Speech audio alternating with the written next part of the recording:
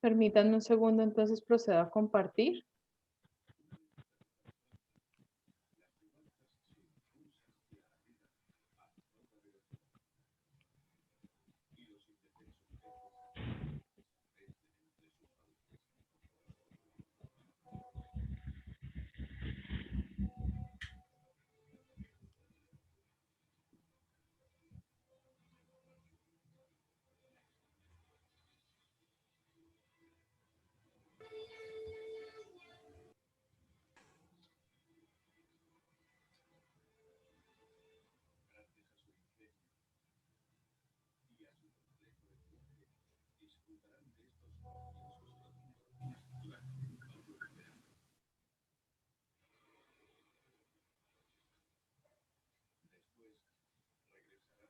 Bueno, me confirman por favor que estemos viendo la pantalla.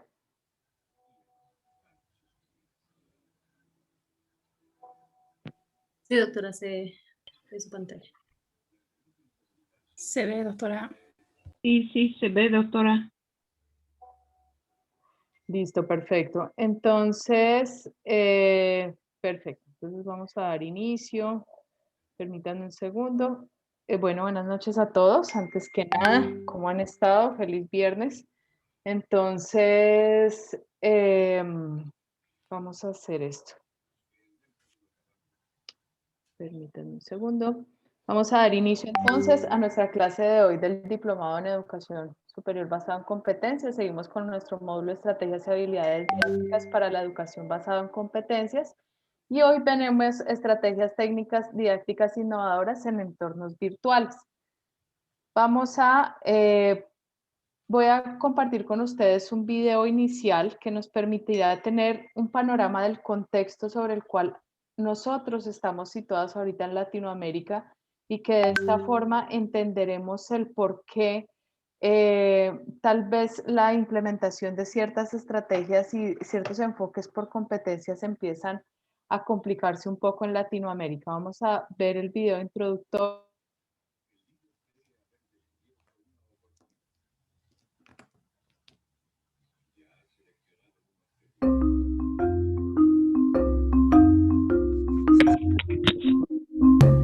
A ver, la región de América Latina tiene grandes desafíos, por supuesto, en ámbitos de calidad, temas de equidad e inclusión. Somos una región donde los desempeños académicos de nuestros estudiantes dejan mucho que desear. Estamos entre 2 a 3 años de distancia de los países de la OECD, el promedio de la OECD. A su vez, también entre los quintiles más ricos y quintiles más pobres, digamos, de ingreso de los alumnos, hay también entre 2 a 3 años de diferencia en temas de aprendizaje, cuando uno mira, por ejemplo, los niños de 15 años.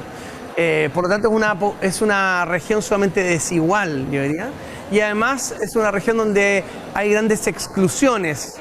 Cuando digo exclusión, tiene que ver con discriminación a la mujer, discriminación a los migrantes, discriminación a los grupos LGTBI, y por lo tanto, donde vemos que el derecho a la educación no se está garantizando. También obviamente un problema en la región tiene que ver con todos los jóvenes privados de libertad. Y entonces la gran pregunta es cómo mejoramos esa educación, cómo la hacemos más equitativa, cómo la hacemos más inclusiva, entendiendo eso por la valorización o la valoración de la diversidad al interior del aula.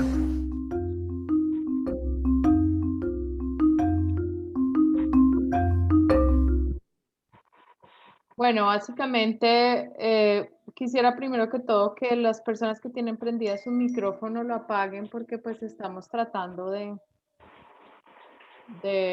Laura, Nora o de pronto el administrador que tenemos, Valeria, si nos puede colaborar silenciando a todos porque es que tenemos Claro que sí. un retorno bastante grande. Gracias.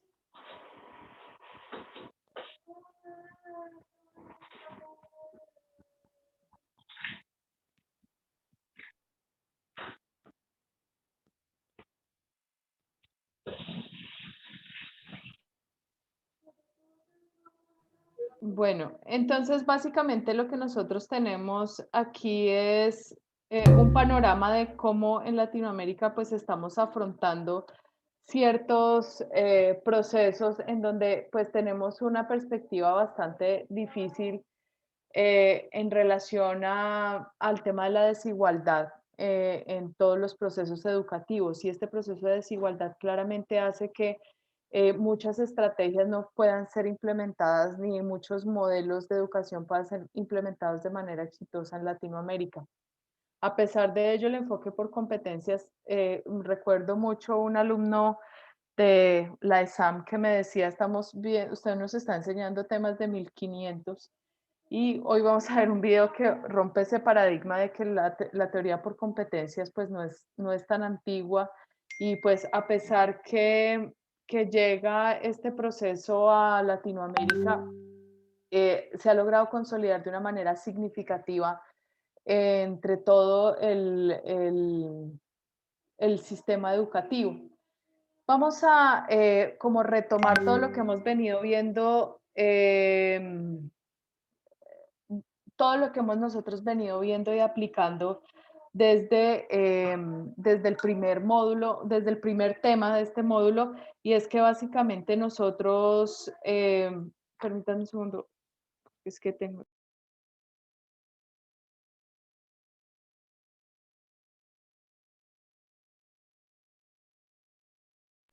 Bueno, entonces básicamente vamos a hacer como un breve recuento de toda la temática que hemos visto a lo largo de estas 3 clases. La primera, recordemos que nosotros estamos entendiendo qué son estrategias técnicas y actividades. Hoy vamos a hacer como un breve resumen de este proceso para que se pueda entender bajo qué marco estamos trabajando. Recordemos que nosotros partimos de un modelo educativo y un modelo pedagógico que puede ser constructivista, conductista, problemático, tecnológico, etcétera. Y ese modelo abarca un método, luego tendría una metodología y este gran sistema está enmarcado por estrategias técnicas y actividades que básicamente son los elementos que se ponen en práctica a nivel pedagógico en el aula. En este orden de ideas es importante que todos tengamos claro el engranaje perfecto en donde estamos. Yo puedo tener un modelo constructivista o conductista, pero en cualquiera de los modelos yo puedo darle un enfoque por competencias, es decir, las competencias corresponden a un enfoque que se le puede dar a cualquiera de los modelos y sobre el cual se delimitan estrategias técnicas y actividades. En este orden de ideas es importante que nosotros podamos entender esa metodología que se está llevando a cabo para engranar estos 3 elementos que son estrategias técnicas y actividades.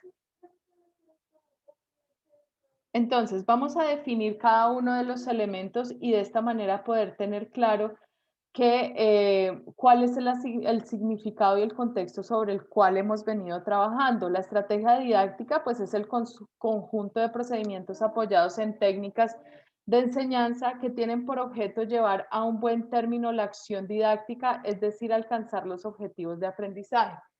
Las técnicas se consideran como procedimientos didácticos que se prestan a ayudar a realizar una parte del aprendizaje que se persigue con la estrategia. Y las actividades son parte de las técnicas y son acciones específicas que facilitan la ejecución de la técnica, son flexibles y permiten ajustar a cada una de las características del grupo. En este orden de ideas, cuando nosotros ya hemos podido entender estos 3 elementos, voy a darles un ejemplo basado en un caso real para que todos podamos entender estos elementos. El primero, para el curso de psicología médica de la carrera de medicina, se ha determinado trabajar con estrategias de aprendizaje colaborativo. A lo largo del desarrollo del curso se han elegido algunas técnicas didácticas como el uso de casos, el trabajo en un proyecto con la comunidad y el ejercicio de debates en el aula para cumplir con los objetivos trazados en cada técnica. Los alumnos deben cumplir con las actividades siguientes: búsqueda, análisis y síntesis de la información, tareas individuales, tareas en pequeños grupos y discusiones grupales. Si ustedes se dan cuenta, el campo de la psicología médica en el tema de la práctica, pues requerirá un tipo de estrategia que permita la consecución de objetivos de trabajo en equipo. Y en este orden de ideas, al un psicólogo médico tratar de aplicar esto en el campo, pues requerirá de una estrategia de aprendizaje colaborativo. ¿Por qué de aprendizaje colaborativo? Si ustedes ven el resumen claro que nosotros tenemos en este momento en pantalla, podrán entender que es un proyecto con la comunidad y el ejercicio principal será el debate en el aula. Es decir, todas esas actividades empiezan a determinar ciertos elementos fundamentales de cada uno de los casos especiales que se desarrollan. Aquí la estrategia, ya sabemos que es aprendizaje colaborativo. A lo largo de la clase pues vamos a ampliar los diferentes tipos de estrategia. Como ustedes se dieron cuenta, la clase pasada abordamos el aprendizaje basado en retos, el aprendizaje basado en proyectos, entre otros. Y en este orden de ideas, este ejemplo concreto delimita una estrategia muy clara que es el aprendizaje colaborativo. Las técnicas obviamente tendrán que responder a ese aprendizaje colaborativo. En este caso es el método de casos, el método de proyectos o los debates, porque claramente dentro del objetivo principal del ejemplo, pues se delimitó que eso se llevara a cabo. Ejemplos de actividades: búsqueda, análisis y síntesis de la información, discusiones en grupo, proponer hipótesis, tarea en equipo, tareas individuales, entre otros. Recordemos que las actividades ya son elementos claramente específicos. En estas técnicas didácticas para el diseño de metodologías activas es importante entender que la estrategia es la guía de acción, en este sentido de que se orienta a la obtención de ciertos resultados. La estrategia da sentido y coordinación a todo lo que hace para llegar a la meta. No sé si se acuerdan en la clase pasada que nosotros habíamos puesto un ejemplo del casos de la vida real, por así llamarlo, y es que la estrategia, la técnica y la actividad iban enfocados claramente a un objetivo y habíamos visto que de manera significativa podíamos aportar a ese cumplimiento del objetivo, que era lograr la buena salud. Teníamos 3 estrategias diferentes. Si lo recuerdas muy bien, teníamos la primera, que era una estrategia preventiva, en donde pues las técnicas era el ejercicio, comida sana, entre otras que habíamos visto, que eran pues netamente preventivas. La otra estrategia pues que era ir a la medicina común y corriente, a la medicina tradicional, en donde pues teníamos los servicios de urgencias, las pastillas, el médico tradicional, etcétera. Y la última era asistir a chamanes o pues a otro tipo de medicina pues que ya estaba en los saberes propios de ciertas personas en la naturaleza. Aquí en este caso es importante saber que si mi objetivo, por ejemplo, como lo vimos en el ejemplo, era el trabajo con la comunidad, yo debo establecer una estrategia que permita una interrelación entre diferentes actores, y en ese sentido esa estrategia colaborativa responderá de manera significativa a este proceso. La estrategia es un sistema de planificación aplicado a un conjunto articulado de acciones, permite conseguir un objetivo, sirve para obtener determinados resultados, de manera que no se puede hablar de que se usan estrategias cuando no hay una meta hacia donde se orienten las acciones. A diferencia del método, la estrategia es flexible y puede tomar forma con base en las metas en donde se quiere llegar. La estrategia resulta de esa conjunción de 3 elementos fundamentales. El primero es el definido por el tipo de persona, sociedad o cultura que una institución educativa se esfuerza por cumplir y alcanzar la misión de una institución. En este orden de ideas, yo estoy poniendo pues en estas clases un ejemplo muy significativo y básicamente está centrado por ejemplo, en la universidad en la cual yo estoy prestando servicios en este momento en Colombia. Y nosotros estamos ubicados en la región de la Orinoquía, que es la que colinda con Brasil, con Venezuela, que corresponde a una zona de alto conflicto armado, en donde pues ahorita estamos viviendo los procesos de paz y posconflicto, en donde el trabajo comunitario y la comunicación asertiva se convierten en un elemento fundamental. Acá pues el modelo es netamente constructivista y el enfoque por competencias, pero el método y la estrategia fueron alineados con unas técnicas especiales. El método se llama el método educativo de la Universidad del Meta, pero este método está centrado en esa comunicación asertiva que todos los alumnos deben lograr en función de dar a comunicar esas estrategias de formación y estrategias pedagógicas que aportarán de una u otra manera al posconflicto. Entonces, pues entendimos que de una forma esa misión que tenía la universidad era un compromiso netamente regional en temas sociales y en ese orden de ideas constituimos unas técnicas que son fundamentales para dar a conocer a la comunidad esas intenciones. Y esas técnicas se centran básicamente en lo que es el debate, en lo que es los simposios, las mesas redondas, las mesas colaborativas, etcétera, que generan procesos de diálogo social y participación de la comunidad. Nuestro segundo elemento es la estructura lógica de diversas materias, la dificultad de los contenidos, el orden que se debe seguir y la estructura curricular. En este orden de ideas es importante que nosotros entendamos que esa estructura lógica de diversas materias también deben responder a todo esto. O sea, si yo tengo, por ejemplo, debates, pues yo tendré materias que aportarán, por ejemplo, a la expresión oral y escrita, ¿sí? Y esto empieza a conjugarse de una manera perfecta para lograr un engranaje que permita la aplicación de ciertas estrategias y técnicas. El tercero es la concepción que se tiene del alumno, de su actividad con respecto al trabajo escolar y las posibilidades cognitivas del alumno. Esto es la reflexión a la que nos traía el primer video, y es que básicamente nosotros vamos atrasados 3 años en lo que podría llegar a aprender o en esa proyección que tendría esa persona en función de lograr esas metas de escolaridad que tienen otros países más civilizados. Acá tenemos diferentes estrategias didácticas, muchas de ellas ya las vimos en la clase pasada. Uno es el aprendizaje cooperativo, que pues es el aprendizaje de estudiantes que juegan un papel activo y responsable con un logro de objetivos comunes, que es muy parecido al aprendizaje colaborativo que está abajo, a diferencia que ese aprendizaje colaborativo pues tendrá unos foros de diálogo. Tenemos la resolución de ejercicios y problemas, que es aplicar lo aprendido o reafirmar conocimientos, evaluación y aprendizaje. Tenemos una lección magistral, que es la exposición del académico, el buen dominio del tema, debe contar con habilidades didácticas. El estudio de casos, que es un problema real, análisis completo del problema. El aprendizaje orientado al proyecto, que es la realización de un proyecto, resolver problemas y actividades, asumir responsabilidades.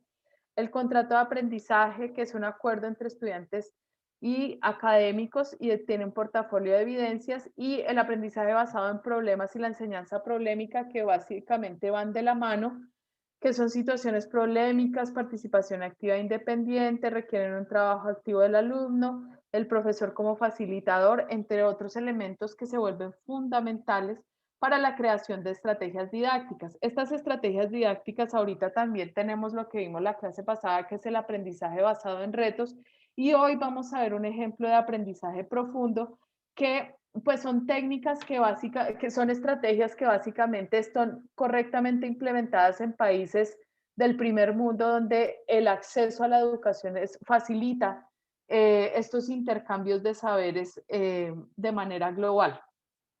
Pero miren, dentro de todo este proceso hay algo fundamental en este momento, y que creo que fue el tema de la transformación digital, que nos ha llevado a entender que las tecnologías de la información y la comunicación empiezan a ser fundamentales en el diseño y desarrollo de estrategias a lo largo de todo de nuestro proceso educativo, o lo que nosotros estamos dando a comunicarle a todos los alumnos. En este sentido, esas técnicas de información y comunicación son el conjunto de servicios, redes de software y diapositivas que tienen como fin la mejora de la calidad de vida de las personas dentro de su entorno.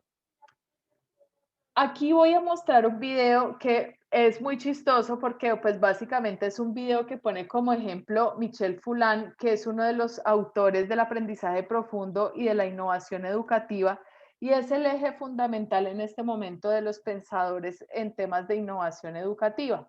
Y vamos a ver que realmente, no sé si recuerdan la clase pasada, hablamos de temas de motivación, y esto es algo que sería lo que podríamos llamar la falsa motivación, o en lo que podríamos caer en algún momento frente a tratar de presionar el uso de la tecnología. Voy a ponerlo para que todos lo veamos y estemos alineados con lo que estamos hablando.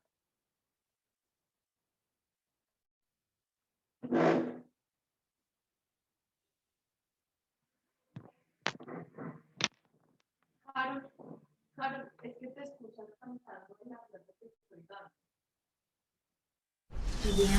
Emma. Huh? Emma.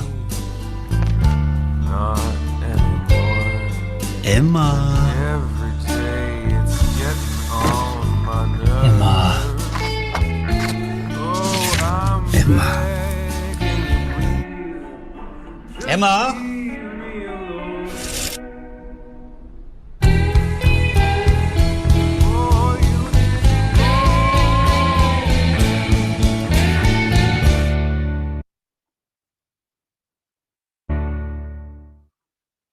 Bueno, ese video es un poco extremo, pero es básicamente un mensaje porque la gente considera que la tecnología es el fin y no el medio. Entonces, en este orden de ideas, si ustedes se dan cuenta, la tecnología no siempre es la solución para todo, pero aún así vamos a ver cómo la tecnología aporta de manera significativa a los procesos educativos.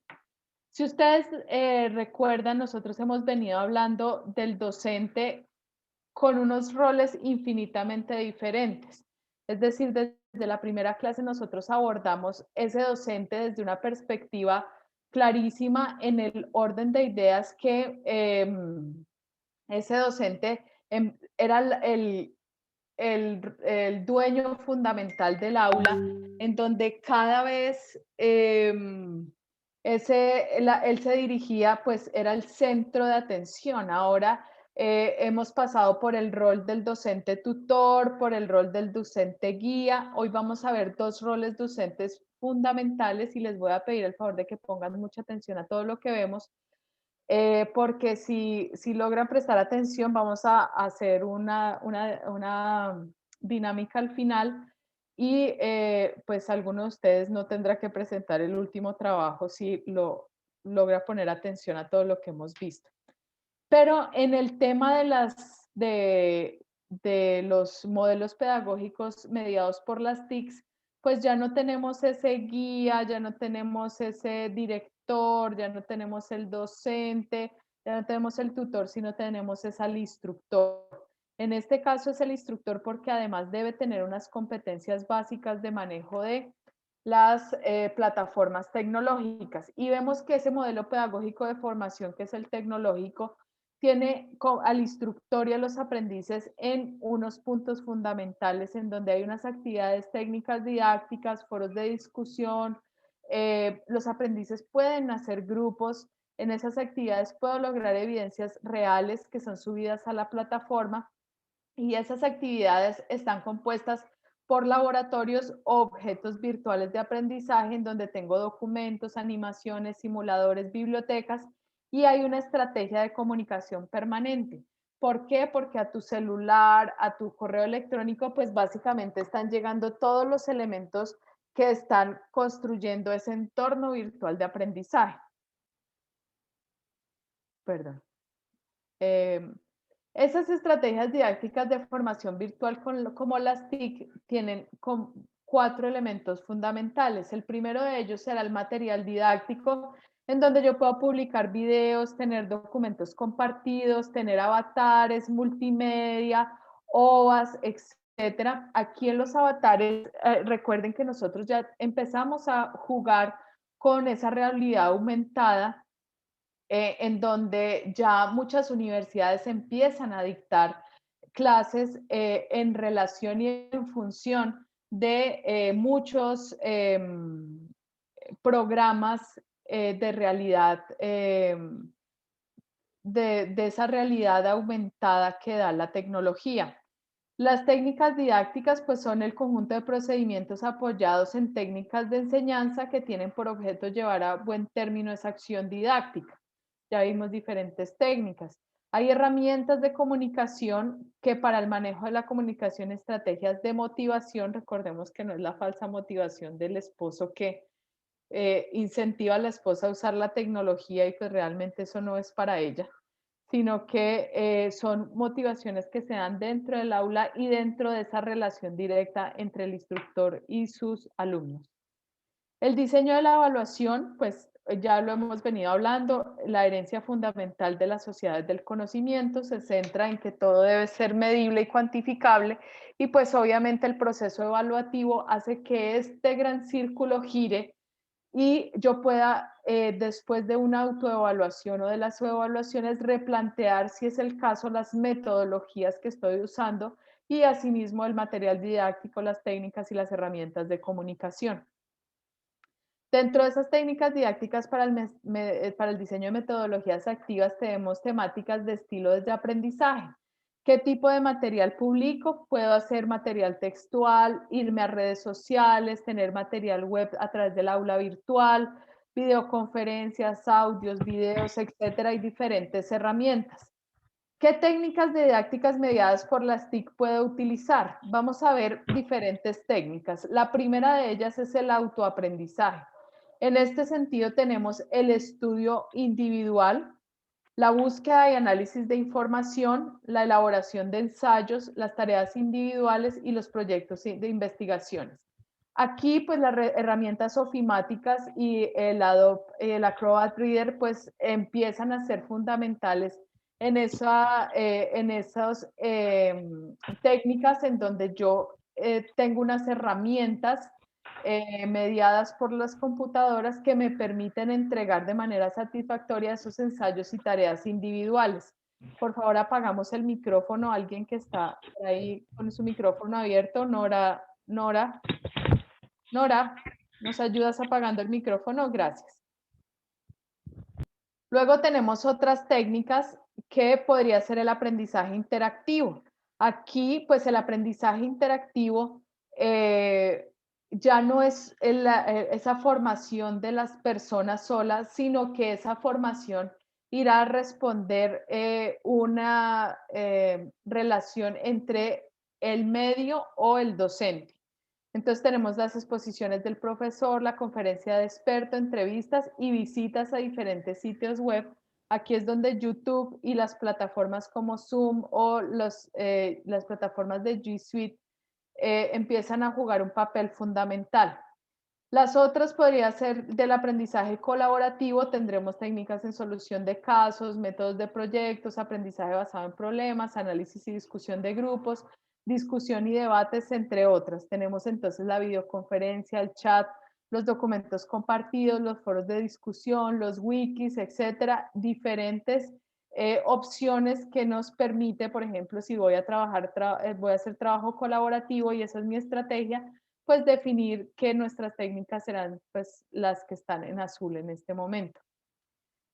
Voy a traer este video usualmente no lo presento en esta clase, pero quería traerlo a ustedes porque es básicamente cómo se aplica en un sector real y en un sector tan difícil como nuestra Latinoamérica el proceso por competencias y en diferentes latitudes del mundo, diferentes estrategias. Vamos a verlo juntos.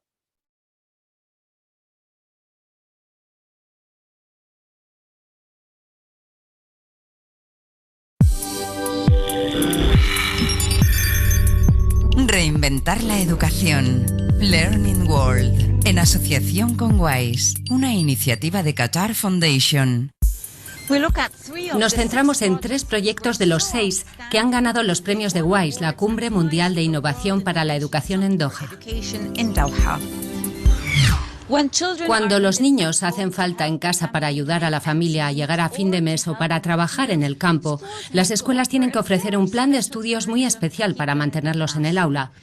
Veamos qué es lo que hace que los niños vayan a la escuela en Perú.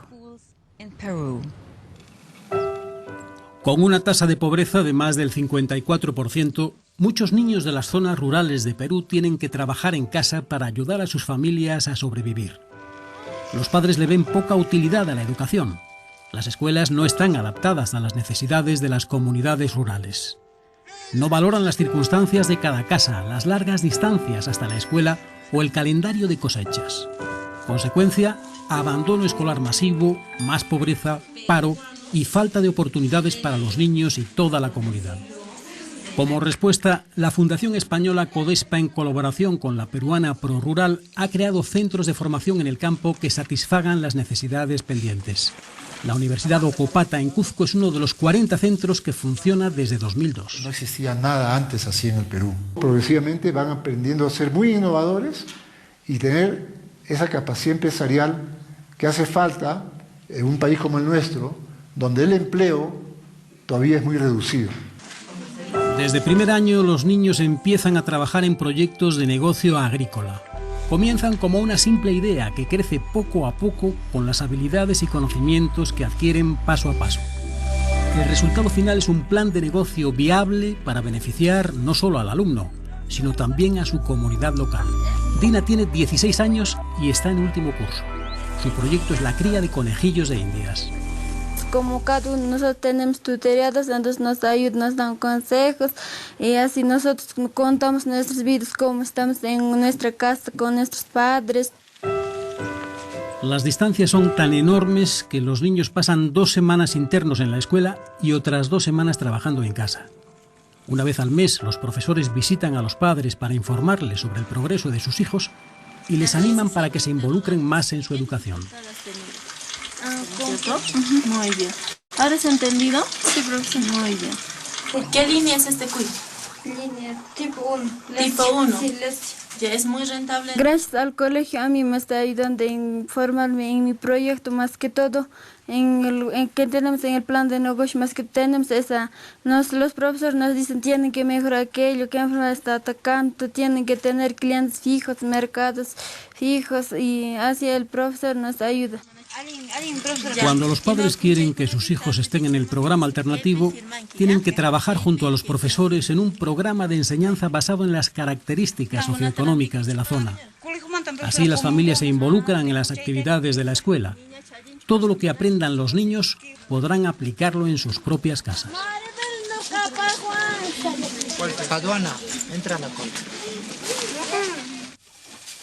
Una vez que hayan terminado sus estudios, podrán desarrollar su proyecto y plan de negocio a menudo en su propio beneficio. Gracias a este negocio pude continuar con mis estudios. Me pagué mis academias, mis preparaciones. Casi 3.000 jóvenes como John han dado lo mejor de sí mismos en esta iniciativa hispano-peruana. Como los otros 5 ganadores del premio Wise recibirán $20.000. ¿Alguna vez ha pensado que las materias académicas que se enseñan en las escuelas están más que lejos de las exigencias que nos plantea el mundo de hoy? Vamos a ver cómo se aborda esta cuestión en Finlandia. Finlandia es conocida por su estabilidad y espíritu empresarial. Es una sociedad abierta, segura y próspera. No es por casualidad que los finlandeses tengan un sistema educativo envidiable. Creen que es la clave de su éxito como nación. El proyecto en el que trabajan estos alumnos de 6º grado es un ejemplo claro. La iniciativa Yo y mi ciudad incluye una réplica de la ciudad de 500 metros cuadrados. Sobre ella aprenden conceptos de iniciativa empresarial. Aquí aprenden qué es la atención al cliente, aprenden a hacer un discurso, por ejemplo, y aprenden cómo funciona y qué necesita nuestra sociedad y nuestras empresas y qué funciona en la vida real.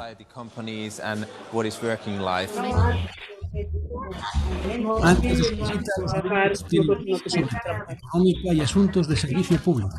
Trabajan un día para... Por favor, apagamos el micrófono, gracias. Por favor, se está escuchando toda la conversación de Virginia, gracias. Virginia.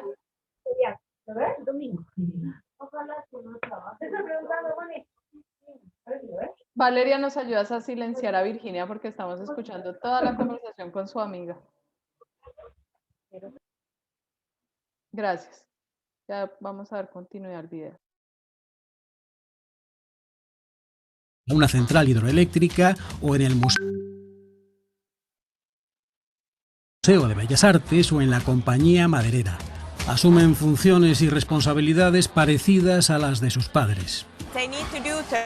Tienen que hacer su trabajo o si no, su empresa no funcionará. Así que entienden la responsabilidad de hacer lo que tienen que hacer. Tienen tiempo libre y pueden también hacer lo que quieran. Todo el mundo tiene que aparecer por el banco tarde o temprano, para tener tarjetas de crédito, por ejemplo. Este es el banco de la ciudad en miniatura. Cada empresa viene aquí para obtener un préstamo. También vienen a pagar sus facturas. Todos reciben salarios virtuales para que así reciban una tarjeta de crédito del banco. Vivian se ha presentado a 3 trabajos diferentes. Su primera opción es la compañía de la luz.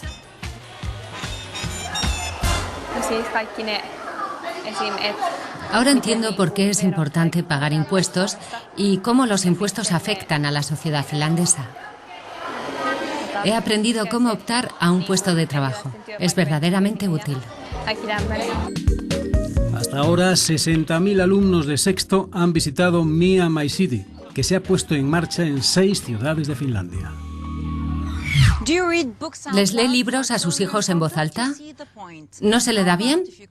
¿Qué tal si le enseñan trucos para leer en voz alta y mantener a sus oyentes clavados en el sitio? Vamos a ver cómo hacen exactamente esto en Jordania. En un barrio de Amán, la capital jordana, unos niños van a una sesión de lectura a casa de Nabila. Cada semana les lee a los niños de su barrio. Antes no tenía los recursos para cautivar a su audiencia.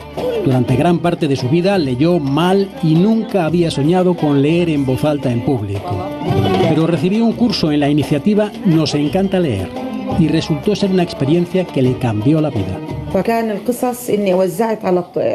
Distribuyo los libros a los niños según su edad. Siento que he tenido éxito porque empecé con 15 niños y ahora mi grupo ha crecido hasta los 40. Anteriormente, la mayoría de estos niños no sabían leer ni escribir. Algunos habían dejado la escuela, pero la biblioteca de Nabila los incentivó de nuevo para aprender. Yo siempre había leído a solas. Ahora a veces, cuando mi hermana Ruja no puede leer algo, leo para ella. Nabila también le lee a su marido, que está encantado de recibir también el curso de lectura. Hasta ahora se han diplomado más de 700 mujeres y 30 hombres. En el mundo árabe y en Jordania en particular, los padres no suelen leerles cuentos a sus hijos. Pero Rana Dayani, fundadora y directora del proyecto, cree que no solo es agradable, es esencial. En Jordania no hay muchas bibliotecas que ofrezcan actividades para animar a leer a los niños. Y cuando digo a leer, es a leer por placer. La mayoría de los niños y muchos adultos no leen. Todo el mundo va a la escuela en Jordania, en el mundo árabe. Y todo el mundo es creyente y lee el Corán. Pero cuando hablamos de la lectura, nos referimos a la lectura por placer. Nos encanta leer ha abierto 300 bibliotecas en toda Jordania, en guarderías, centros sociales y mezquitas como esta, en Karaj. Sara está a cargo de las sesiones de lectura. La asociación no solo desarrolla el amor por la lectura en los niños, sino que también abre nuevas oportunidades a las mujeres. Me he involucrado más en los problemas de mi barrio. Soy más consciente de ellos porque a veces estamos tan preocupados por los grandes problemas que nos olvidamos de los pequeños. Hace poco se instalaron 30 bibliotecas en el campo de refugiados de Shatari en la frontera con Siria. El programa llega a unos 10.000 niños en Jordania y su impacto está comenzando a extenderse a otros países del mundo árabe. Y bien, ¿qué le parecen los ganadores de este año? ¿A qué son interesantes? La próxima semana dedicaremos nuestro espacio a los otros 3 ganadores del premio Wise. No dejen de decirnos si saben de algún proyecto destacado. Estaremos encantados de escucharles. Hasta pronto. Learning World, en asociación con Wise, una iniciativa de Qatar Foundation.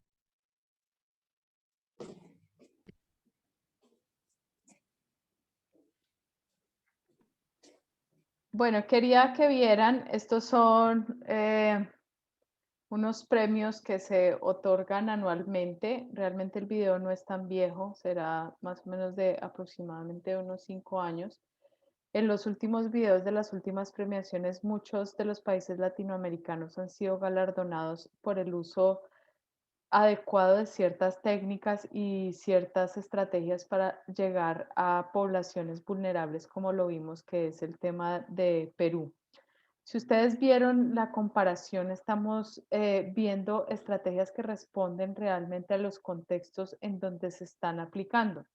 La última de ellas de Jordania, pues básicamente, si ustedes se dan cuenta, ellos aplican ciertas estrategias y técnicas enfocadas al mejorar la lectura, porque para ellos el poder leer los textos de su religión se convierte en un elemento primordial de todo este proceso.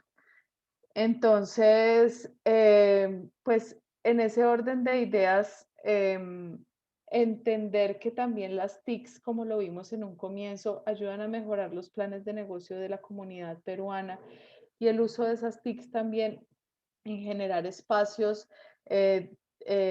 como que aglomeren ciertas actividades productivas de adultos en donde los niños pueden aprender fácilmente, que es crear esos espacios donde unas pequeñas ciudades empiezan a educar a los niños como lo hacen en Finlandia, pues se vuelven una herramienta fundamental de los procesos de aprendizaje. Es importante también entender que ese proceso de aprendizaje que vimos de Perú está basado netamente en un enfoque por competencias y es desarrollar esas habilidades en temas de administración de empresas desde edades tempranas en comunidades que requieren un ingreso a los mercados, a los grandes mercados de compra y venta de diferentes productos que pueden ayudar al crecimiento económico de regiones tan apartadas como las que vimos. Las TICs, tenemos aquí 8 ejemplos de para qué y cómo nos funcionan las TICs. El primero de ellos es esa presencialidad con las TICs, y es decir, lo que veíamos, por ejemplo, en el caso peruano, tenemos también el e-learning, el B-learning, el C-learning, el M-learning, el P-learning, el U-learning y el T-learning, todas y cada una de ellas con diferentes características que vamos a ver a continuación. Pero antes de eso, nosotros debemos entender que esas TICs, perdón, me colgó, que esas TICs también deben tener unas herramientas claras de comunicación. Es decir, si yo no soy asertivo al momento de comunicar y escoger la plataforma adecuada para esos procesos de comunicación, va a ser sumamente difícil que esto funcione. En este orden de ideas, esas herramientas de comunicación serán contenidos virtuales, foros de discusión, wikis, documentos compartidos, videoconferencias, contenidos virtuales, chats, blogs, correos electrónicos, contenidos virtuales, entre otros. Las técnicas didácticas para el diseño de metodologías activas inicia pues con esta, nosotros ya vimos que la presencialidad mediada con las TICs y en el segundo punto teníamos el e-learning. Tenemos que entender que todas estas herramientas, todas estas educaciones mediadas por las TICs se diferencian en el uso de las plataformas o en el uso de las herramientas que tiene cada una de ellas. Todas tienen una misma finalidad, pero se diferencian básicamente por el uso de plataformas. En este caso, el online, la educación online o el e-learning sería una modalidad de educación a distancia que utiliza Internet con todas sus herramientas tecnológicas de la información y la comunicación para realizar el proceso de enseñanza-aprendizaje. Atención ahí, el e-learning siempre va a tener una plataforma o un LMS para mediar esa educación. En este caso, esa plataforma es un espacio portal creado específicamente para ese fin, es decir, Moodle, Blackboard, un entorno virtual de aprendizaje creado única y exclusivamente para la educación virtual. Luego tenemos el B-Learning, que es el Blended Learning, que es una mezcla entre esa enseñanza presencial con una enseñanza virtual. En ese orden de ideas, todo ese proceso estará mediado con el canal de distribución que es el cara a cara online offline, el contexto social, es decir, debo saber en dónde puedo aplicar este tipo de enseñanza, en donde pues tengo una enseñanza presencial, pero casi todo se lleva a través de esa virtualidad.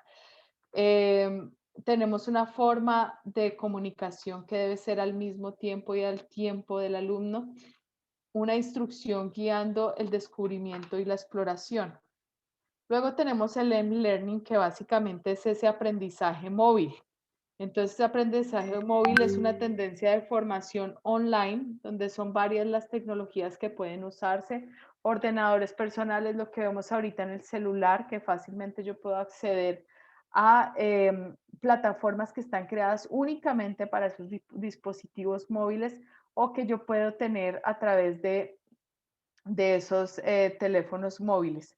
Tenemos el C-Learning, que es el aprendizaje en la nube o el aprendizaje comunitario. Este es muy llamativo, por ejemplo, para temas de inducción y reinducción dentro de las empresas, que es, recuerden que dentro de la nube de las empresas usualmente suben carpetas en donde yo puedo dar esa enseñanza y realizar ese aprendizaje netamente colaborativo con el predominio de la comunicación, la colaboración, uso masivo de herramientas de comunicación asincrónicas, correos, foros, blog o sincrónicas que serían videoconferencias. Favor, apagamos el micrófono nuevamente. ¿Hay alguien?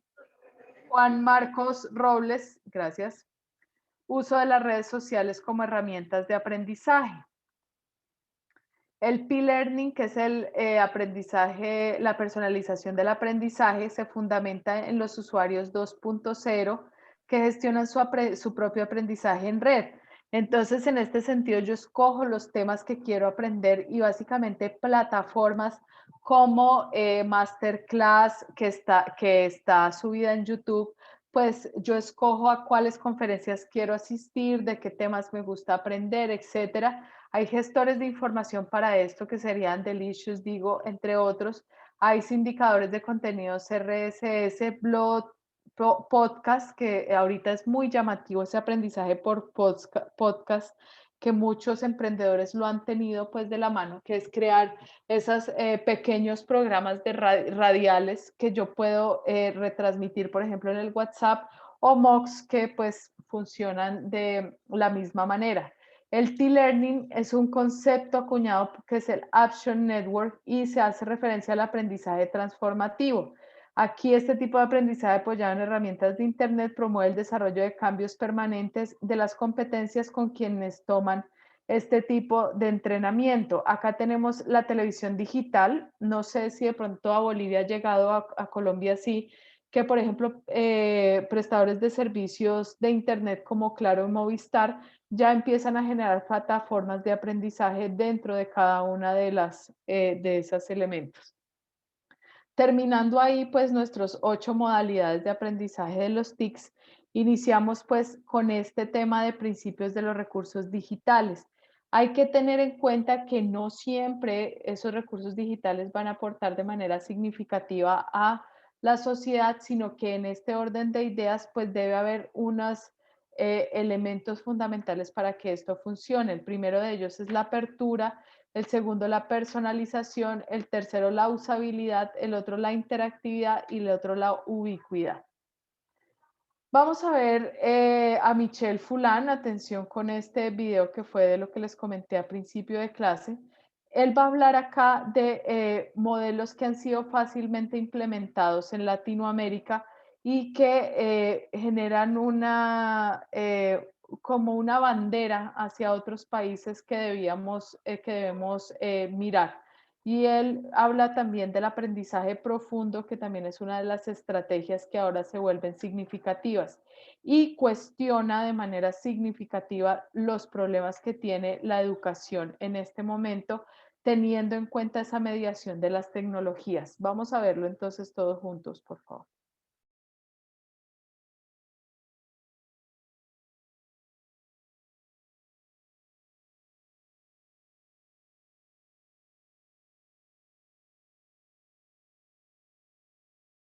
I think students don't learn as much because teachers don't reach their takeoff point. And so that, regular schooling, it used to be, I think for some of us, okay, because we were studying to get marks and you predictably, if you do well, can get a job. But now it's not the same. And so most students find school boring and irrelevant for their needs. So what teachers have to do for pedagogy is link in to students' concerns, and they're not simply in the curriculum. So some of the things that we see working now are, for example, how do you improve the local community?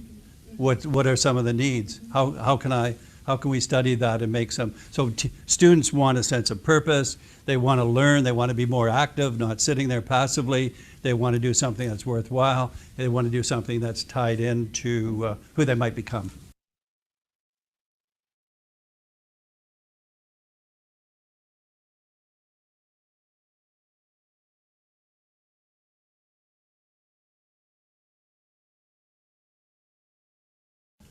I think what's in the past now are two things. One is the teacher talking all the time. So it used to be that when I went to school, 90% of the talk was the teachers. And the center of knowledge was the teacher. So that definitely is in the past. That's not engaging, obviously. And then most students can get the answer anyways on Google or otherwise, so you don't need the teacher just to talk. So that's one change. And then I think the other change is immediate study of real problems. So what climate change, what's happening in our community, where's Uruguay as a country? What I say, the problems of tomorrow are actually today. The relevance of the curriculum, the relevance of the learning has to be, first of all, it has to be relevant and has to be much more today, but it's also deeper. So you have a chance to go deeper. It's not superficial.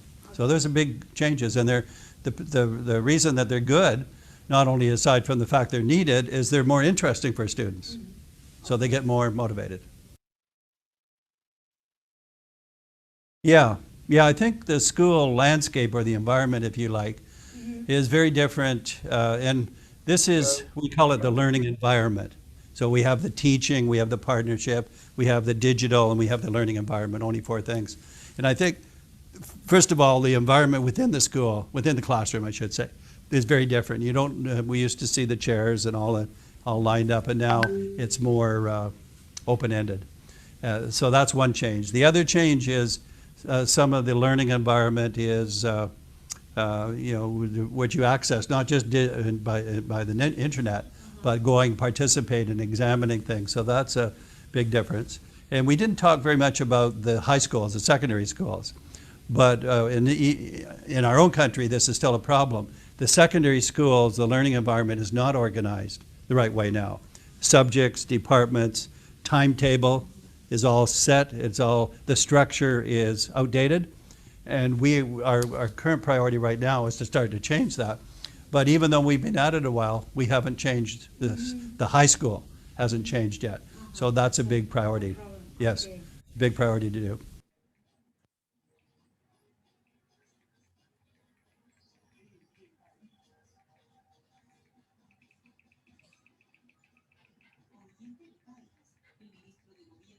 I think the main obstacles, and we see them everywhere in our country, not just here.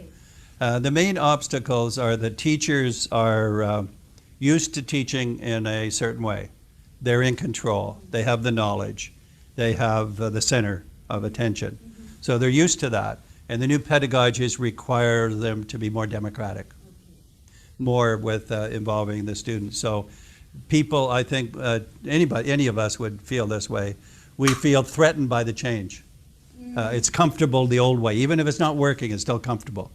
And now in the new way, I'm not comfortable. I feel like I'm not a teacher anymore. I don't even know what I am anymore. So that lack of comfort of the culture, I think even the teachers we see trying the new ways, if you don't provide support, they fall back in the old ways. They fall back into the comfort zone. And I think the good news is students can actually be quite helpful in the change. And we have this phrase, students as change agents for pedagogy. If teachers get to the point where they start interacting with students this way, where they say to students, what ideas do you have as to how I could teach differently and better?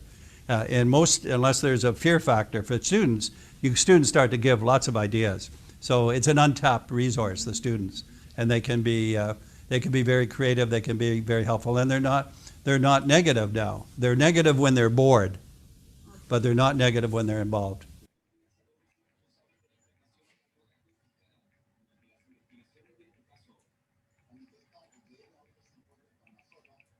Yeah, I think there is in Uruguay, and this is really for any, this is a culture like a lot of democratic cultures where people want to participate, they want to have a sense of making a contribution, they know the role is important. So I think here the transition of the teaching profession from an older profession that wasn't very highly valued, let's say, wasn't very essential in some ways. Now that transition has become, and Plan Seabell highlights this, is the teacher is very important for the future of the country, the quality of the teacher, and the quality of teacher relationships. So I think that, in speaking as a culture, I think this culture, people are more inclined to be interactive.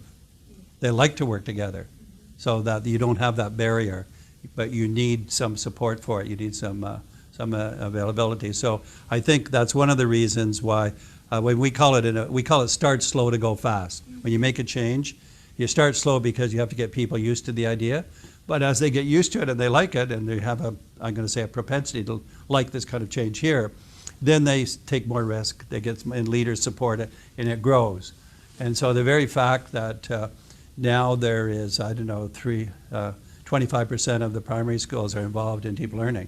It's because they wanted to, because it grew naturally. So there was there's no resistance of the wrong kind. I think the resistance was, well, I don't know how to do this. I feel uncomfortable. Is it going to be better or not? So they're questions rather than resistance.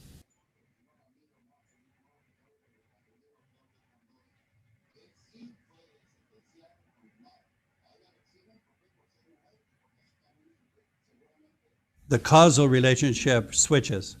So the catalyst was, okay, technology, we needed there. And so it kind of disturbed the system in a good way. And then when people realize, well, we have to have the pedagogy.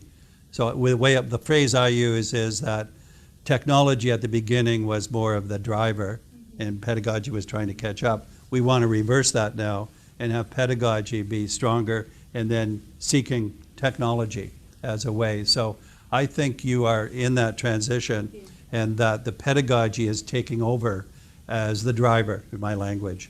And that because even with the use of technology, of course, there are very superficial uses of technology, bad uses of technology.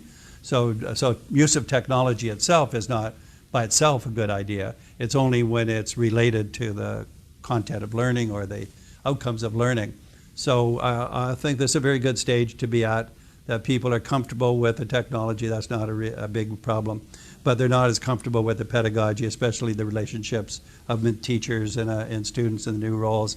So that now we see the increase of the pedagogy in the profession and the students as change agents as more prominent. So this is a very good turning point now in 2017, 10 years. Yeah. 10 years.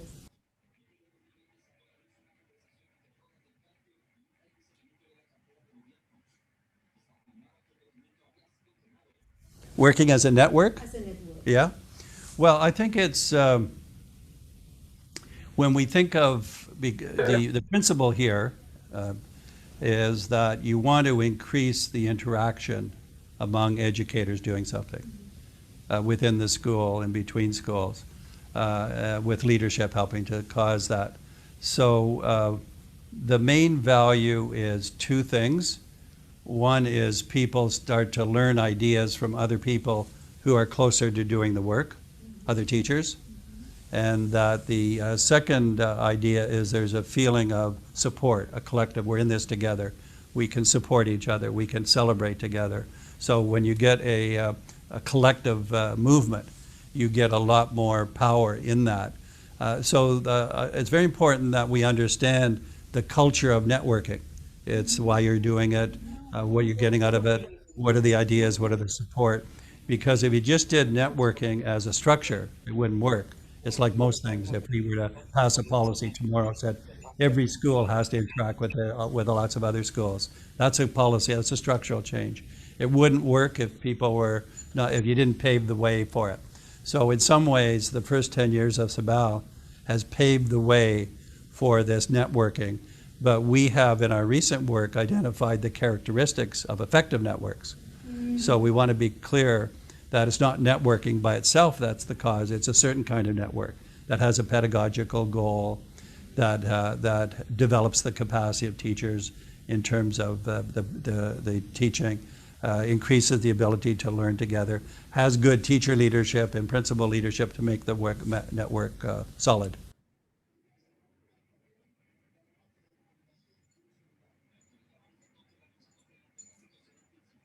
Well, I think it's two things coming together for complementary reasons. I think Uruguay, you could ask the leaders, Miguel Brechner and others, that they wanted to jump into the bigger world. They said, if we're going, we are so traditional, this I'm going back to 2007, and we know that education is key for the future of our country. It's key for democracy, key for societal development. It's key for the quality of life, social cohesion, all of those things. So the fastest way to do that is to jump in the deep end. I think that was their decision. They wanted to just take the chance and, I don't know, close their eyes and jump in to start with. And so with that, because they had, the risk was greater to stay the way they are than to jump into the deep end, which is still a risk. So I think that's why they did it. Why we love it is that we wanted diverse countries. We didn't want just those countries that have been, Western countries that have been at change, because some of them are failing anyways. So we looked at that and welcomed Uruguay, partly because it was doing it for the right reasons. It's small enough. It's not like, let's say Brazil or somebody where you have millions and millions and millions. So it's small enough and the commitment was strong enough. So we knew we would learn from them. And when we've now had maybe 6 global deep learning labs, or whatever we call them, in different parts of the world.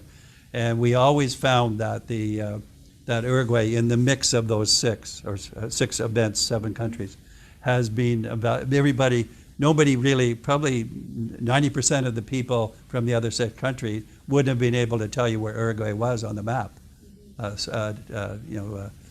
4 years ago when we started this. Now there's a great appreciation. So it's one of those things that it's the right size, the right time, the right idea comes together by mutual benefit for you and for us. Mr. Fulan, thank you very much. Okay, my pleasure. Good questions. Thank you. Thank you. Thank you.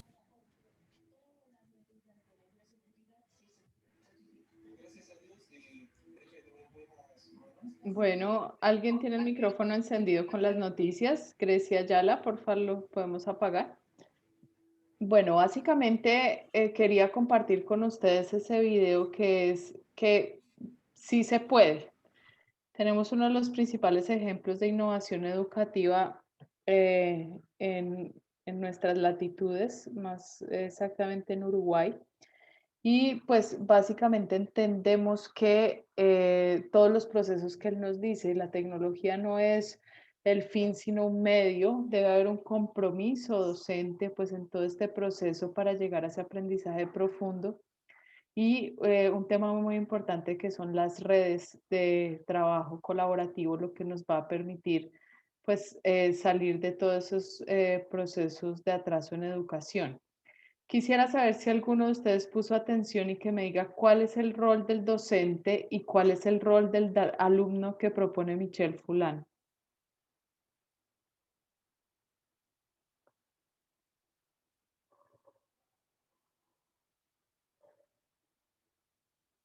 ¿Ninguno? ¿Cuál es el rol del docente y cuál es el rol del alumno que propone Michel Fulán? Buenas noches. Buenas noches, Walter. Dentro del rol del docente es un rol más abierto, ¿no? Es un rol donde el docente puede interactuar con los estudiantes de tal forma de que los dos puedan aprender tanto el uno del otro. Y creo yo que la parte del estudiante es un poco más abierta a la actual, digamos, ¿no? En el sentido de que no solo tiene que leer un texto determinado para poder dar una respuesta, sino involucrarse un poco más en el contenido de la materia para poder dar una mejor situación, un mejor panorama de lo que se está estudiando. Creo que a eso se refería. Ok, pero él da 2 nombres específicos en el video. Él pone 2 nombres específicos, pues muy bueno el aporte, pero hay 2 nombres específicos. Nosotros habíamos dicho que los roles docentes van desde el instructor, el tutor, el educador, etcétera, pero él le pone al docente un nombre específico ahí y al estudiante un nombre específico. ¿Cuáles son esos 2? Para que se pueda entender el aprendizaje profundo.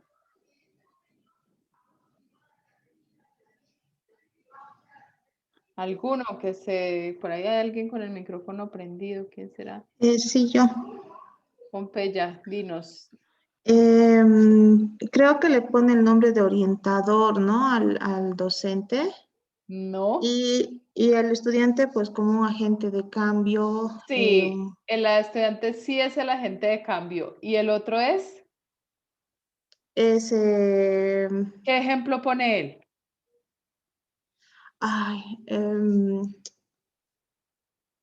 Es el orientador, el guía o algo así, ¿no? Sí, pero él pone un ejemplo muy especial, pero sí pusiste atención porque efectivamente Pompeya tiene la razón.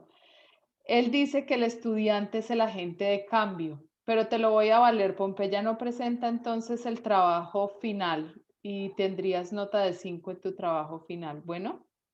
Gracias, doctora. Por poner atención. Y sí es el guía, pero es el guía, es el conductor, dice el driver. Él dice que el driver es el docente, el que indica dónde va la hoja, él lleva la carretera. Es una comparación que hace muy bonita, se las invito a ver. Bueno, entonces siguiendo, porque entonces Pompeya sí puso atención y lo más importante es ese, el estudiante es el agente de cambio. Bueno, seguimos. Entonces, recordemos que entre nuestras estrategias, pues además del aprendizaje profundo y todo que fue lo que vimos, está el aprendizaje basado en proyectos, en donde pues hay una pregunta generadora, cómo, por qué, para qué harías, de cuál manera, etcétera. Y hay un desafío de una acción abierta, problemática, realista. Hay una acción motivadora que le da vida a ese currículo.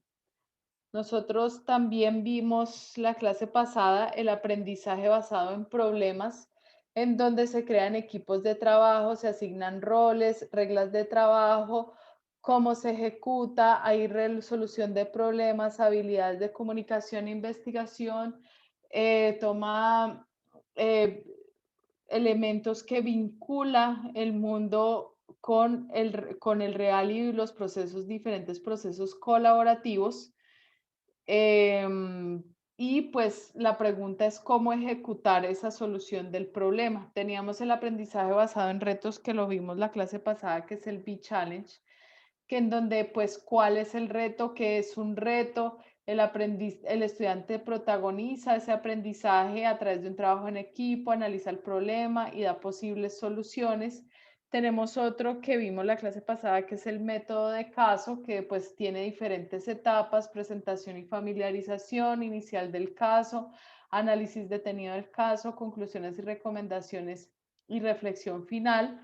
¿Para qué se utiliza? Trata de explorar una situación específica, propone casos que se adapten a las necesidades educativas, pero todos estos elementos siempre tendrán unos procesos diferentes en el tema de la educación virtual, que es lo que hoy nos trae a nosotros acá. Y es ese acceso a la motivación que debe estar mediado por una bienvenida a los alumnos para motivar esa realización de las tareas, una etapa introductoria, intercambio de información como tutor, se deben dar actividades estructuradas con roles asignados.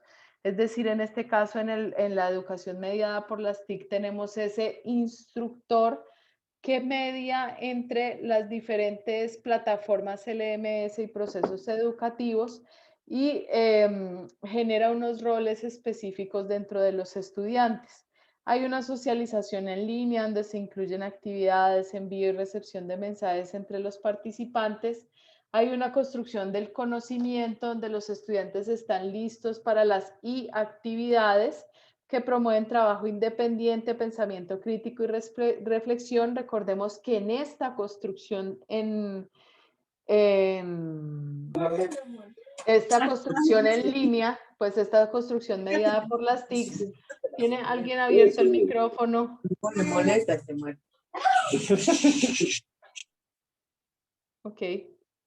Bueno, entonces en esa construcción del conocimiento en los entornos virtuales, yo debo diseñar ese trabajo autónomo que va a tener el estudiante, ese encuentro sincrónico y esas horas de tutoría, que son los 3 elementos fundamentales de la fijación de un cronograma en los entornos virtuales. Hay un desarrollo. En ese momento se traslada la responsabilidad total al alumno, que es el que debe liderar las discusiones, promover la reflexión grupal e individual, y que se traslada a ese estudiante lo aprendido en todas las áreas de la vida. Dentro de todo este tema hay un nuevo modelo que me gustaría compartirlo con ustedes porque es un modelo que básicamente parte de esa enseñanza virtual y que se traslada directamente a las aulas, generando una disrupción en los procesos de innovación educativa. Recordemos que nosotros partimos del modelo, vamos al método, esto se los va a repetir 1000 veces. Vamos del modelo, el método, la metodología, la estrategia, la técnica y la actividad, y finalmente pues los medios, pero todo esto tendrá un enfoque por competencias. Si es el enfoque que yo he definido y realmente es el enfoque que ustedes definieron al momento de escoger este diplomado. En ese orden de ideas hay un modelo de educación que se llama el Flip Classroom, que básicamente es una metodología educativa que ha causado inmenso revuelo. Se creó por 2 profesores de química de secundaria que se llaman Jonathan Berman y Aaron Sams, y esto se dio en Colorado, en Woodland Park. Lo vamos a ver así no sea tan aplicable a nuestra realidad latinoamericana. Básicamente esto se llama lo que todos conocen y pues que si han tenido acceso a temas educativos, pues es la clase invertida. En este caso, el alumno adquiere conceptos teóricos en su casa o en otros escenarios foráneos del entorno de aprendizaje, sea físico o virtual, con el fin de entretejer sus saberes previos, argumentaciones, ejemplificaciones en otros procesos de orden cognitivo conforme a la situación de aprendizaje mediante visualización de videos explicativos, etcétera. Eso tiene una metodología que básicamente la podríamos resumir si nosotros fijamos un tema, por ejemplo, como la fotosíntesis. Nuestros alumnos podrán dirigirse de pronto a un jardín botánico, a un parque, a un vivero, etcétera, a analizar diferentes comportamientos de las plantas y sacar como conclusión cuál es esa fotosíntesis y llegar a clase con ciertas dudas, inquietudes o definiciones o conceptos que en este caso el docente, que es esa guía, les permitirá generar un nuevo aprendizaje a partir de eso.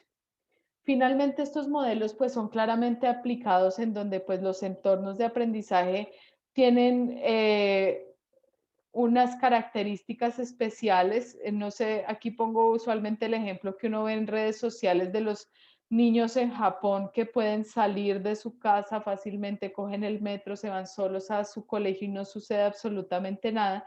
Y tienen pues otra visión diferente del tema educativo. Acá luchamos como Lo vimos en el ejemplo en Perú, pues con sociedades y con entornos de difícil acceso para procesos educativos. Aquí pues hay 4 pilares fundamentales. El primero pues es un entorno claramente flexible, que es afable, amigable, atractivo, de fácil recorrido, donde el estudiante puede tener un trabajo autónomo, una autogestión, un conocimiento y pues adquirir unos resultados de aprendizaje. Ese entorno flexible, pues como lo digo, pues es muy facilitado en entornos de economías pues muy desarrolladas.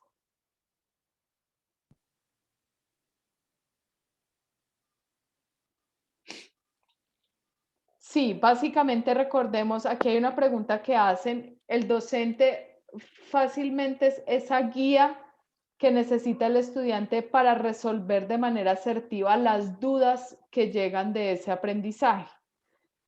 Aquí hay que entender que con la cuarta revolución educativa lo que se plantea es que el estudiante es el que autodetermina y autogestiona su aprendizaje. Y es decir, que tiene una libertad especial para determinar ciertos conceptos y llevar esa dinámica en el aula. El docente pasa un papel de par en el caso del aprendizaje, y es decir, que pueden aprender de la mano tanto el docente como el alumno. Son técnicas y son metodologías muy cuestionables, pues para algunas personas, para otros no. Y como les digo, tal vez en entornos muchísimo más diferentes, donde son sociedades muchísimo más avanzadas, pues esto genera unos procesos totalmente diferentes. Esa cultura de aprendizaje, pues es precisamente esa pregunta que se hace, donde pues el protagonista activo y principal pues es el estudiante, es decir, la atención del hecho didáctico encuentra sentido una vez que esa didáctica parte de su tiempo e interés en la exploración y profundización de los contenidos, actividades asignadas, y el docente tutor pues con miras a ser socializadas, reforzadas, evaluadas y posteriormente en el aula de clases que sea físico o virtual. Es decir, el estudiante adquiere ciertos aprendizajes, es decir, entiende que la fotosíntesis se lleva de tal una, tal forma, de tal otra, y cuando llega a clase, pues el docente evalúa si efectivamente la metodología implementada por el estudiante fue la más asertiva o no. Esto es más o menos como un compartir saberes en un modelo pues totalmente diferente de educación. Hay un contenido intencional, es decir, en este caso hay unas especialidades, ¿sí? Que yo pongo en el aula de clase. Aquí en este tema es muy claro esos temas específicos que se quieren tratar en función de despertar ciertas habilidades específicas de los alumnos. Acá yo no hablo de las ciencias naturales en general, sino hablo de problemas específicos que le permiten al estudiante tal vez dar un vuelco esencial en esas ciencias naturales y entender que de pronto a través de la fotosíntesis yo entiendo procesos químicos del sol y adicional a eso entiendo cómo la vida, las células, etcétera, y otros elementos basados en un tema muy específico como sería la fotosíntesis, se generan saberes alrededor de eso. El educador es un profesional, es un tutor especializado en un área del contenido específico, es decir, acá se habla netamente de la multiplicación, no de la matemática, etcétera, sino que hay elementos muy fundamentales que despiertan otro tipo de saberes, como yo les digo, y pues ese tutor profesional realiza ese feedback de el tema específico que se va a tratar en la clase. Esto pues obviamente pues requiere, no como en nuestro contexto latinoamericano, hace poco tenía una discusión yo con un profesor que viene a esta zona del país a dictar clase. Él viene pues de una escuela europea totalmente diferente a lo que nosotros vivimos en nuestras realidades latinoamericanas, y pues se enfrenta a también cuestionar como esas dinámicas del profesor y el alumno entre comillas atrasadas, pero pues básicamente son las que tenemos en este momento y pues son las que tenemos porque responden a nuestro contexto, no es porque si yo implemento un Flipped Classroom, por ejemplo, en una vereda, no sé cómo se diga ya, en un corregimiento, en una zona geográficamente alejada, pues los alumnos no tendrán la oportunidad de ir a un jardín botánico a explorar este tema de la fotosíntesis, ¿sí? Tendrán que hacerlo de una manera un poco más complicada, sin una cantidad de elementos que podría ofrecer, supongamos, un jardín botánico, un museo, plataformas virtuales, etcétera, que es este modelo del Flipped Classroom. Pero el Flipped Classroom, como todo modelo, y hay que entender esto, puede ser una mezcla.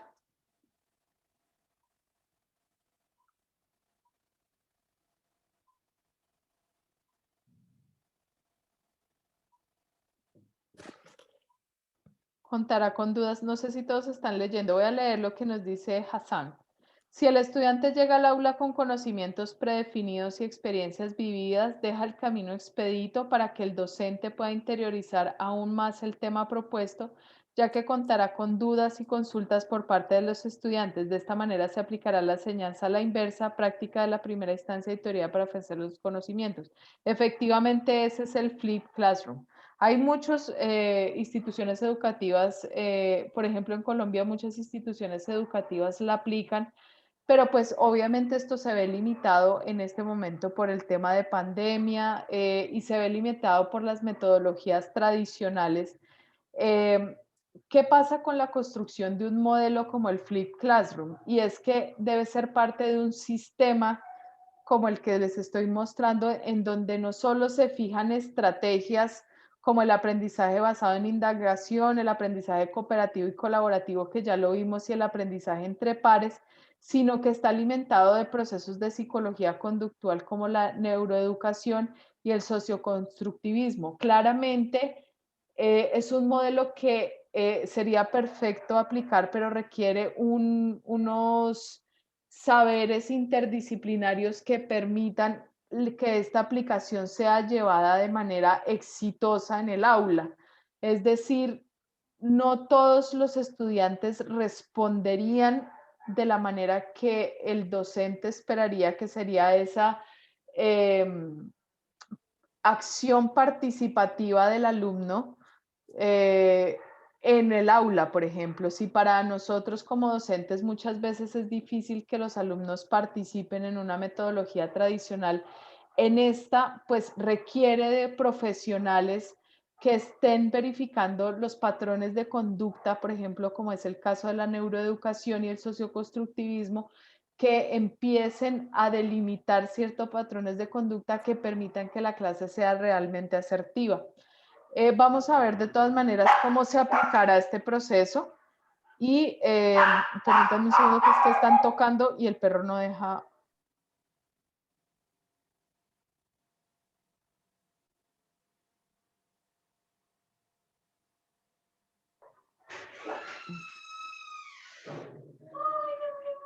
Listo, entonces en ese orden de ideas es importante entender que yo puedo también desde la exploración y desde la investigación generar modelos. Hay ahorita muchísimos modelos de educación que no son los tradicionales constructivistas, conductistas, etcétera, sino por ejemplo este modelo Flipped Classroom, que es el modelo clase invertida, o el Peer Instruction, que es otro de los modelos que los invito pues también a conocer. En este caso, el docente debe partir en un paso 1 de la identificación de los objetivos de aprendizaje y realizar acciones pedagógicas y estrategias transversales. En este tema, esas acciones pedagógicas dependerán de cuál es el tema de clase, qué quiero que aprendan mis alumnos, qué quiero que entiendan y qué puedan hacer al final de la clase, qué ideas esenciales quiero que extraigan de la clase en particular o de ese tema que estoy ofreciéndoles a ellos como reto, entre comillas, podría llamarse también así. ¿Qué quiero que sepan a través de esa clase en particular? ¿Cuáles son los conceptos, ideas, habilidades más importantes que deseo que el estudiante pueda comprender y aplicar? ¿Y para qué son importantes? Y ahí debe fijarse en esas acciones pedagógicas que si ustedes se dan cuenta son elementos de planeación casi que estratégica dentro del aula que permiten que esa implementación sea claramente efectiva. Se deben desarrollar estrategias transversales también como el desarrollo y la introducción creativa al tema entre estimular el interés y alentar el pensamiento, y en primer lugar se deben presentar temas, problemas a los que los estudiantes se enfrentan. En el paso 2, pues obviamente otra planificación que será la planificación de actividades. Primero son como los objetivos pedagógicos, ahora esas actividades que se deben hacer. Entonces, ¿qué voy a hacer para explicar el tema? ¿Qué material didáctico necesito para que los estudiantes comprendan ese tema? Disponemos de ese, lo seleccionaré o lo crearé. ¿Qué voy a hacer para ilustrar el tema de manera diferente? ¿Cómo puedo involucrar a los estudiantes en ese tema?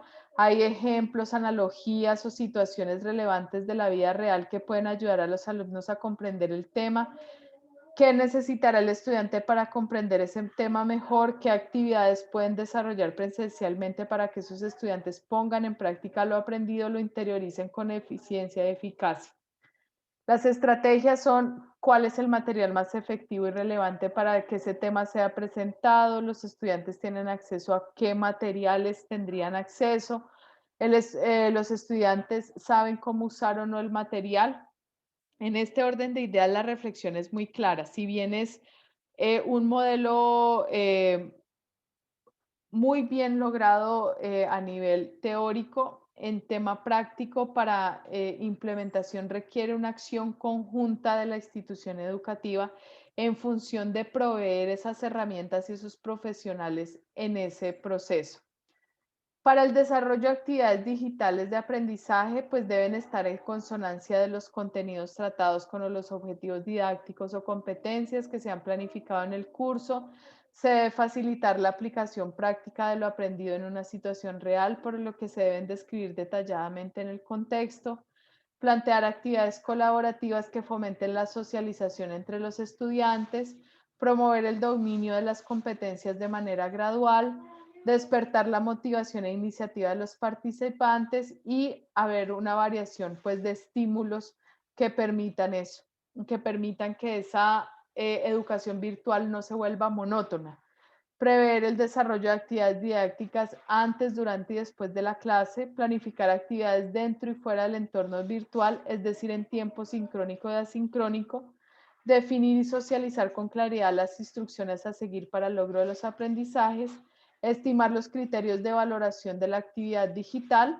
Estimar el desarrollo de trabajo autónomo, trabajo colaborativo mediante actividades individuales y grupales, entre otros. Si ustedes se dan cuenta, esto parte de un compromiso gigantesco que debe tener ese docente.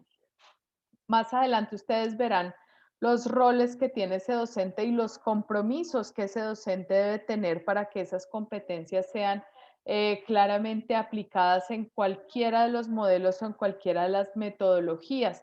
En este caso ya el docente es casi que un administrador del aula, en donde pues esto se ve como una gran empresa, diría yo, en donde cada acción tiene una reacción y donde están sometidos a una evaluación continua. Es importante entender que estos modelos, estos métodos necesitan un conocimiento para su implementación, y más si se va a hacer de manera virtual, porque no claramente, o sea, no es muy fácil implementar nuevos modelos con metodologías tradicionales o realizar una mezcla, porque casi siempre terminan en grandes fracasos en el aula.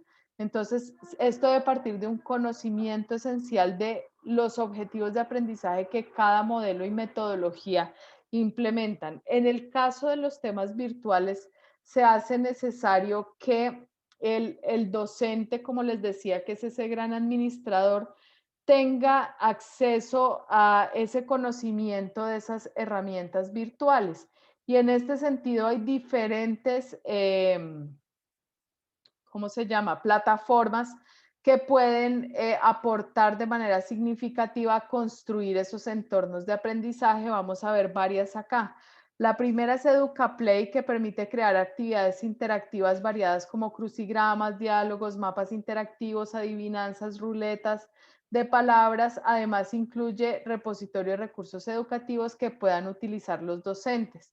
Edpuzzle, que es una herramienta online que permite además modificar, editar, poner preguntas, crear cuestionarios, monitorizar, añadir notas de voz, recortar, crear clases para controlar que los estudiantes visualicen e interactúan con los videos propios de algunas plataformas de internet como YouTube. Canva, pues que es una herramienta de diseño en línea que facilita la creación de contenido gráfico para las páginas web, presentaciones o redes sociales, incorpora una serie de recursos, herramientas como filtros, iconos, tipografías que facilitan la generación visual de aprendizaje. Ese Canva pues ahora es muy utilizado en lugar de, por ejemplo, de PowerPoint, porque pues tiene herramientas un poco más interactivas que permiten captar la atención de los alumnos en las diferentes clases o en las diferentes temáticas que se quieran hacer. Jamboard, que es de Google Cloud, pues hace parte también de la plataforma G Suite y permite pues extraer con rapidez imágenes de Google, etcétera, que permitirá pues facilitar de manera creativa la utilización en el aula.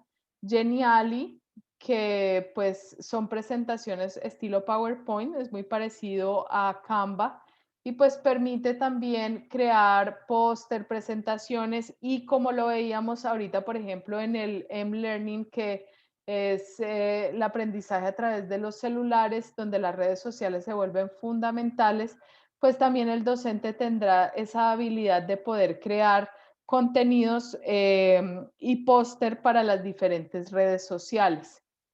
Básicamente ese era el tema que tenía para ustedes el día de hoy, cerrando pues el módulo que...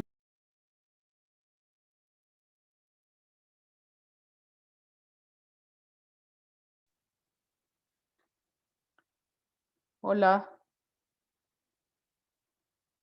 Me habían silenciado. Sí, se le escucha. Me habían silenciado y yo estaba hablando. ¿Desde cuándo me silenciaron? No, no, no, se le escucha. Se le escucha Okay. unos segundos. ¿Todo? ¿Hasta el final? Se me Sí. silenció por unos minutos. Bueno. Es bueno, que yo toda tiene que preocupada. entender una cosa. Sí. Bolivia tiene el peor internet del universo, así que no se preocupe. Yo estaba preocupada, pero sí escucharon hasta el final. Sí, se le escuchó. Bueno, Sí. perfecto. Yo estaba preocupada. Tan claro yo dije, como no, las llamas del infierno. yo estaba preocupada. Bueno, espero pues entonces que haya sido de su agrado. Fue un gusto haber compartido con ustedes este módulo del diplomado y la actividad evaluativa quedará cargada en la plataforma esta noche para que todos puedan ya acceder y presentar su trabajo. Pues Pompeya pues quedará eximida de presentar su trabajo final. ¿Tienen dudas, preguntas, etcétera? ¿Algún tipo de apreciación?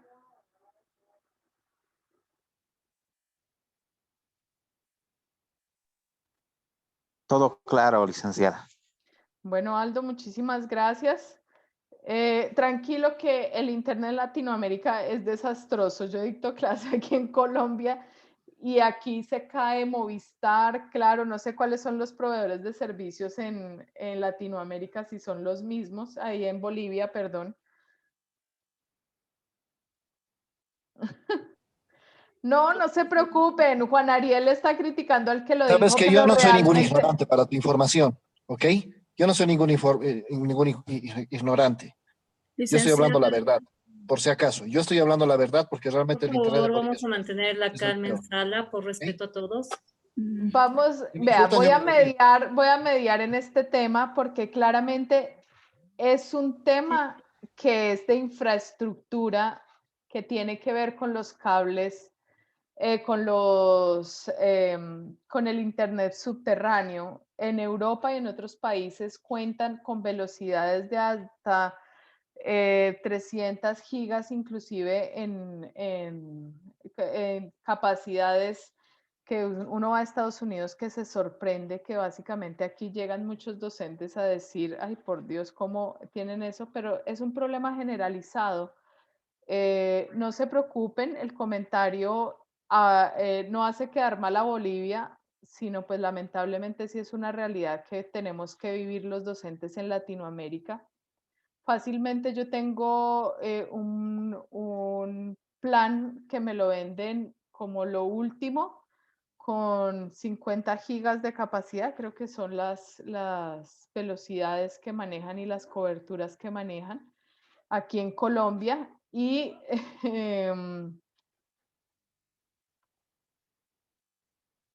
por favor, licenciada, terminemos la discusión. quiero hacerle una consulta. Sí. De la segunda tarea que teníamos en plataforma, lo que es enviar el mapa conceptual. ¿Eso hasta cuándo es? Porque hay una confusión también, porque la anterior tarea parece que era hasta hoy día.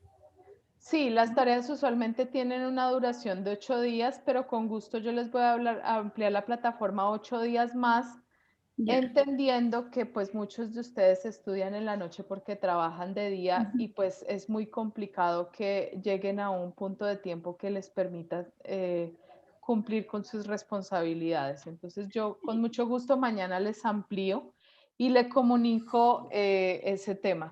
Ya los muchachos que están discutiendo, no se preocupen, esto es una realidad con las que tenemos que lidiar todos en Latinoamérica, el tema del Internet. Licenciada, entonces en la segunda tarea, ¿es que se va a ampliar o había una fecha? Porque la primera tarea estaba para hasta el 5 de marzo con la ampliación y eso. No, tranquilos, no se preocupen, yo vuelvo a ampliar para todos ustedes. La idea es que todos puedan presentar el trabajo, es un diplomado y pues en ese orden de ideas pues es un curso de educación continua que pues cada uno lo hace a su ritmo entendiendo que tienen otros compromisos, ¿no? Ya, muchísimas gracias, licenciada. Esa era mi consulta. Vale, ¿alguna otra consulta adicional? Bueno, muchachos, les agradezco muchísimo por su participación. Un abrazo muy grande, feliz fin de semana en Bolivia y siempre para mí es un gusto estar con ustedes acá presente. Un abrazo muy grande.